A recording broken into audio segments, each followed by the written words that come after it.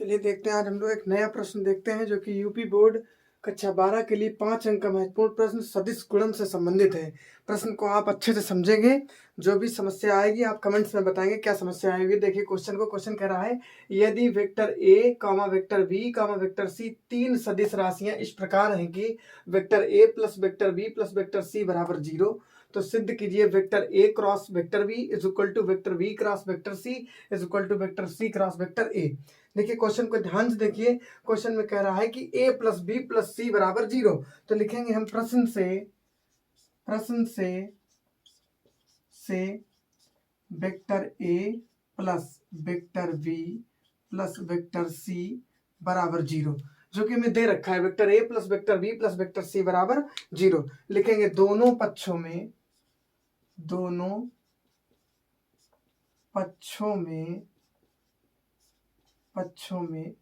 Vector A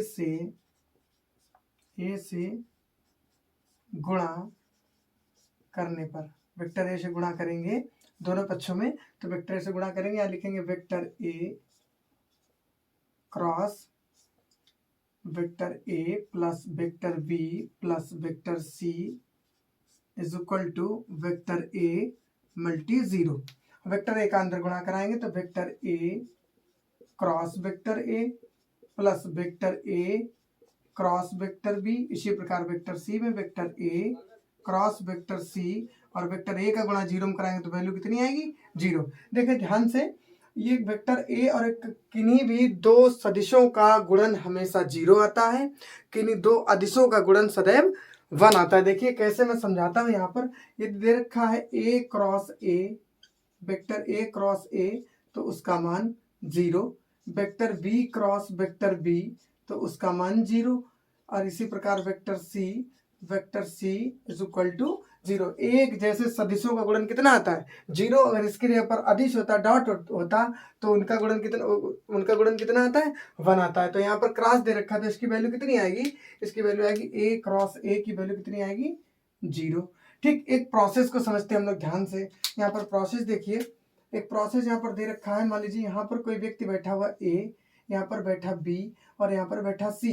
यदि sequence से चलेंगे तो A के बाद B, B के बाद C, फिर पुनः A, फिर B, फिर C, फिर A, इस प्रकार से ये साइक्लिक प्रोसेस चलता रहेगा, चक्रीय प्रक्रम चलता रहेगा। तो यहाँ पर देखिए A के बाद कौन है B, A के बाद B क्लियर है, A के बाद B क्लियर है, तो लिखेंगे plus vector A cross vector B plus, अब a के बाद b आया था, a के बाद b, अब b के बाद c आएगा, c के बाद a, लेकिन यहाँ a के बाद c, यानी कि a के बाद c उल्टा चल गया, तो यहाँ पर माइनस लिख लेंगे, प्लस की जगह पर माइनस, और इसको सही करके लिख लेंगे। कितना हो जाएगा vector c cross vector a is equal to 0। ये माइनस में इधर आएगा प्लस में, तो vector a cross vector b is equal to vector c cross vector a।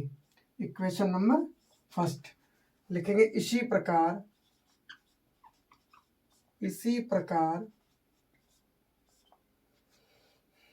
B vector B से गुणा करने पर वेक्टर बी से गुणा करने पर, वेक्टर बी से गुणा करवाएंगे तो देखो वेक्टर बी से गुणा करेंगे तो vector B cross vector A plus vector B plus vector C is equal to 0 multi vector B. गुणा कराएंगे vector B cross vector A plus vector B cross vector B plus vector B cross vector C, और इसका multi कराएंगे तो 0। देखिए B cross ए, B के बाद ए आ रहा, लेकिन प्रोसेस में ए के बाद बी आ रहा, उल्टा जा रहा, तो माइनस चिन्ह बाहर लेंगे, माइनस सही से लिखेंगे vector A cross vector B plus, एक जैसे हैं अदिश, इनकी value 0, plus vector B cross vector C is equal to 0। ये माइनस में, इसको इधर लिखेंगे तो जाएगा vector B cross vector C is equal to vector A cross vector B के। इसको पलट के लिख सकते हैं, इसको इधर, तो vector A cross vector B is equal to vector B cross vector C. समीकरण नंबर 2, ध्यान से समझिए क्वेश्चन को। समीकरण नंबर 1 में a क्रॉस b किसके बराबर है, ऐसे समझिए आप। लिखेंगे समीकरण 1 व 2 से, समझाते हैं, समीकरण 1 व 2 से 1 व 2 से हम क्या देखते हैं क्वेश्चन में, देखिए वेक्टर ए क्रॉस बी और vector A cross B same है ना, वेक्टर ए क्रॉस बी को यहाँ पर नोट डाउन कर लिया। वेक्टर ए क्रॉस बी यहाँ पर है किसके बराबर, vector C cross vector A के, vector C cross vector A के, और यहाँ पर वेक्टर ए क्रॉस किसके हैं, ए क्रॉस बी किसके, बी क्रॉस सी के, तो लिखेंगे बराबर बी क्रॉस सी के। जरा प्रोसेस देखें, पहले आता ए बी, तो पहले ए बी लिख लिया, vector A cross vector B बराबर, फिर कौन आता बी सी, तो बी सी को लिख लेंगे, vector B cross vector C is equal to, फिर आएगा सी ए, तो लिखेंगे वेक्टर सी क्रॉस वेक्टर ए।